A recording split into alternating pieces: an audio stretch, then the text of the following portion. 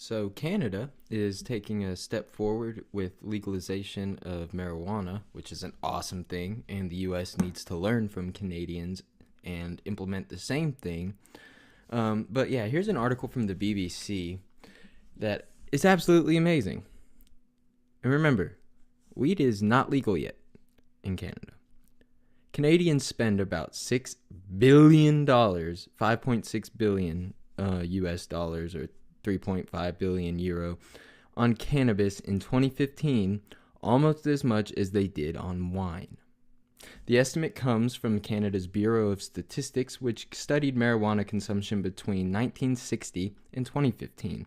The government has promised the researchers to research the drug effects on the economy and society as it ramps up to legalize cannabis next summer.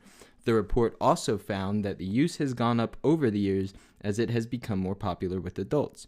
In the 1960s and 70s, cannabis was primarily consumed by young people, according to Statistics Canada. But in 2015, only 6% of 15 to 17-year-olds have smoked cannabis recreationally, compared to 2/3 of adults over 25. So, wow. 6 billion, even Canadian dollars, is nothing to laugh at, man. That's a lot of revenue that is just being missed out on. Not to mention, when it's kind of funny that they compare the marijuana sales to wine sales, because we all know wine is legal. Most adults drink wine, either maybe not very often, but probably about the same rate that adults smoke marijuana. And that's complete conjecture on my part, but that's what I would assume. But yeah, we see that they've studied it now from the 60s and onward. And we see it right here.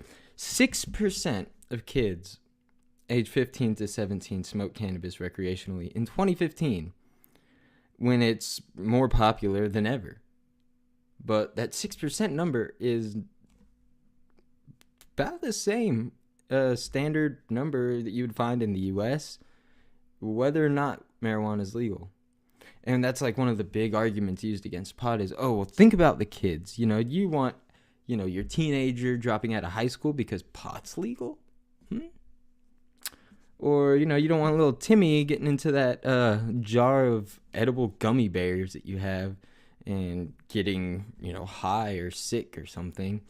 But, yeah, I mean, look at what we're missing out on.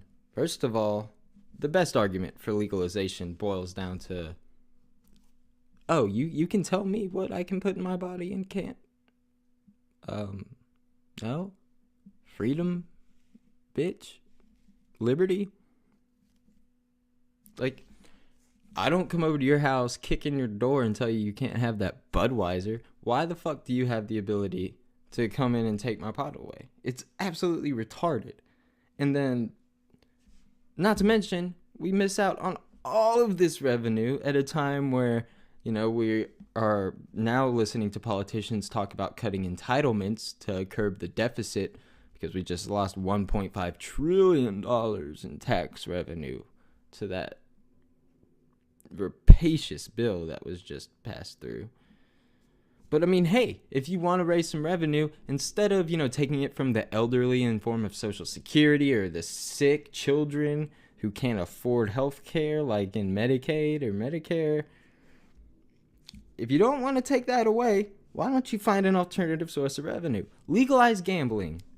Tax the shit out of gambling, or prostitution, or all drugs. I don't think any drug should be illegal. If you want a Xanax because you're about to go on an airplane, you shouldn't have to go see a doctor. Come on.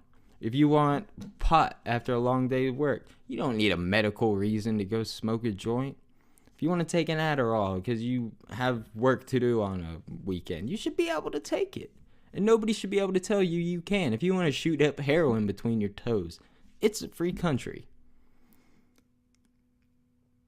But we could also better society. Like, I live in Colorado, and in Colorado, we built schools. I believe it's something around, Oh God, I'm not even going to say the number off the top of my head. But we know that the government makes millions in revenue every year from legalized pot in Colorado. Crime dropped, DUIs dropped, drug driving arrests may have gone up a little bit, and there's been no increase in deaths in automobile accidents. If anything, things have gotten better. Teen usage for pot in Colorado has dropped. There's literally no argument to be made at this point.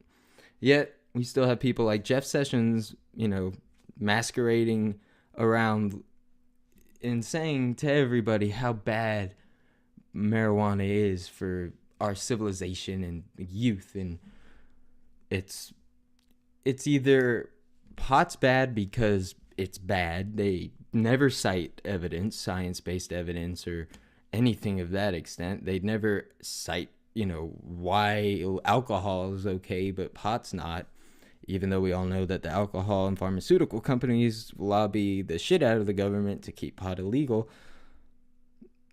But, at what point do the people, get to decide whether or not we get to do this? Something like 63% of Americans agree pot should be legal. You should be able to smoke it if you're an adult over the age of 21, and the government shouldn't be involved in telling you can or cannot consume it. 63%. But, since we don't live in a democracy, it's still illegal. You can still go to jail, get locked in a cage for using it. Your life can be ruined, not from the drug, but from criminal convictions, from fees, lawyer fines, bail, court costs. By the time you get out of it, what really hurts you more, getting high or going through the rapacious prison system, or even the probation system, which is not talked about enough, where, if you piss dirty, which, we all know pot stays in your system a ridiculous amount of time. So you can show up positive for smoking weed and you maybe didn't even smoke it in the last 30 days. It could have been over a month ago. And it's not a fair way to assess if somebody has been, abusing drugs or not, because you can't even tell when they used it. But this is one of the issues I've always been very passionate about, not just because I happen to like marijuana myself. I just think that it's one of the most clear-cut, obvious issues that both sides of the aisle can agree on. If you're a Republican, you can argue a small government. You should not have the federal government telling you what you can and cannot do. Even though we all know that's a bunch of bullshit and they're hypocrites because things around like abortion, they want the government in your bedroom and your bathroom and telling you what you can and cannot do. Or if it's with, literally, if you want to go a step farther, if you're transgender, they want to go and tell you what bathroom you can use. So even though they are hypocrites, you could make the small government argument, personal liberty argument for marijuana. If you're a liberal, you can argue, well, hey, look at what these tax revenues are going to go towards building schools, or maybe you can make drug prevention programs where you educate people about drug use before they actually start abusing it.